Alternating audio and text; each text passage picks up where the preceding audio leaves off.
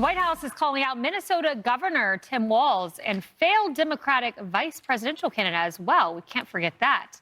This was after he slammed President Trump during a recent State of the State address.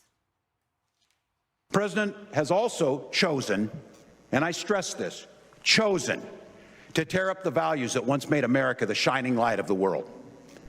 Now, in this land of the free and home of the brave, we have university students being swept up, shoved into unmarked vans, and fathers being tossed into Salvadorian gulags without a hint of due process.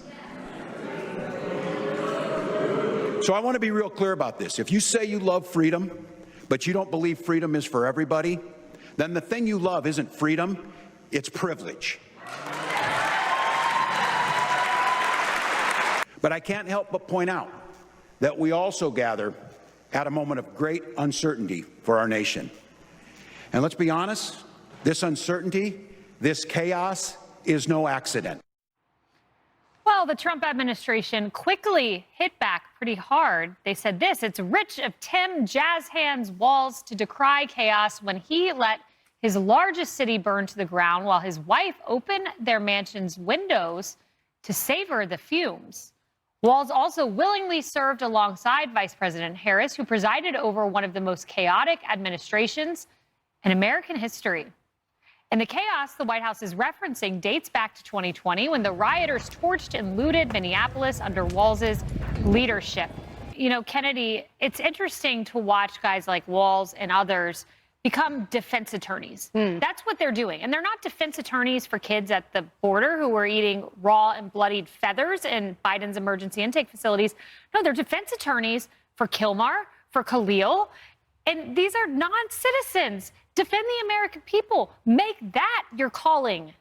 Well, the Biden administration was arguably a train wreck, so that would make Tim Walz and Kamala Harris, by proxy, ambulance chasers. So, yes, they are defense attorneys who are trying to profit off of the chaos that they created, and he continues to create in his own state. But if I were a Minnesotan, I'd be looking at this going, why aren't you talking about our problems? Yep. Because he's looking forward. He just wants to run for president. You know, it's like he had a sniff of the summit, but unfortunately, Vice President Harris wasn't a good enough Sherpa and couldn't get him all the way to the top. But he's got summit fever now, along with Gavin Newsom. So you've got these failed governors who are only thinking about their own political careers and their own power, and they've put their citizens and their needs far, far behind them in order to make flowery speeches about, you know, solutions that they'll never come up with and problems that they create out of straw men who, luckily for them, are president right now. That ball is high.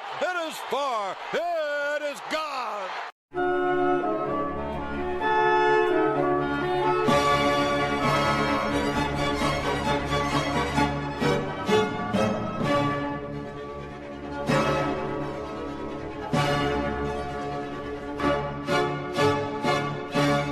Absolutely lame.